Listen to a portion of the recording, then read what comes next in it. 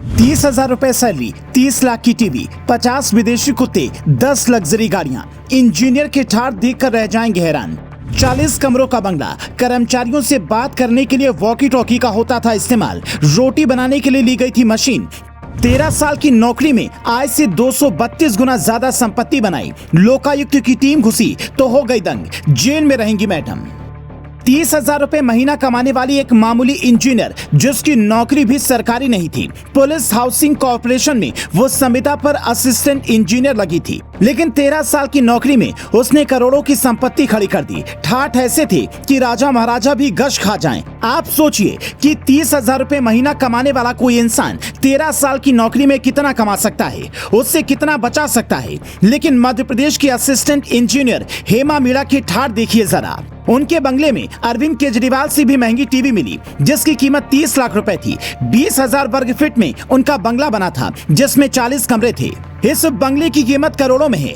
हेमा मीणा के पास 50 से ज्यादा विदेशी ब्रीड के कुत्ते हैं और 60 से 70 अलग अलग ब्रीड की गाय। उनके घर में रोटी बनाने के लिए मशीन का इस्तेमाल होता था। 2 ट्रक, 1 टैंकर और महिंद्रा थॉर समेत 10 महंगी गाड़ियां भी इंजीनियर के बंगले में मिली।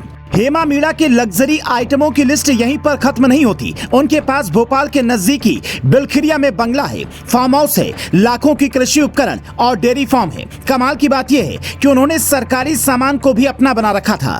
फार्म हाउस पर हाउसिंग बोर्ड के लाखों के सरकारी उपकरण मिले, टीवी, सीसीटीवी मॉनिटर, अलमारी, ऑफिस टेबल, रिवॉल्विंग चेयर, ऐशो आराम का हर सामान जंगल में मंगल कर रहा था। उनके फार्म हाउस में एक विशेष कमरा मिला, जिस कमरे में महंगी शराब, सिगरेट जैसी चीजें मौजूद हैं।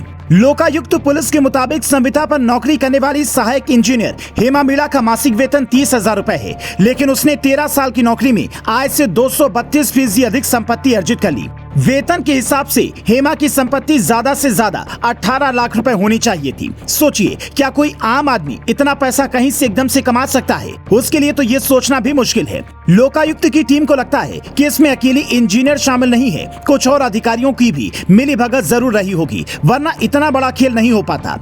लोकायुक्त डीएसपी संजय शुक्ला के मुताबिक पुलिस हाउसिंग कॉर्पोरेशन की प्रभारी असिस्टेंट इंजीनियर के खिलाफ साल 2020 में आय से अधिक संपत्ति अर्जित करने की शिकायत आई थी। इस मामले में विशेष पुलिस स्थापना भोपाल संभाग ने जांच शुरू की। अब छापे की कार्रवाई की गई। इस मामले में अन्य अधिकारियों की संलिप्तता होने की भी संभावना है। फिलहाल आगे की जांच जारी है। जांच होगी और हो सकता है इंजीनियर साहिबा को जेल भी जाना पड़े, लेकिन सवाल फिर भी वही रहेगा कि आखिर इतने सालों तक इस इंजीनियर पर किसी की नजर क्यों नहीं गई? कैसे वो अपना खेल खेलती रही? इतने बड़े पद पर भी नहीं थी, फिर कहां से इतनी कमाई हुई और किसने उनको इतना पैसा दिया?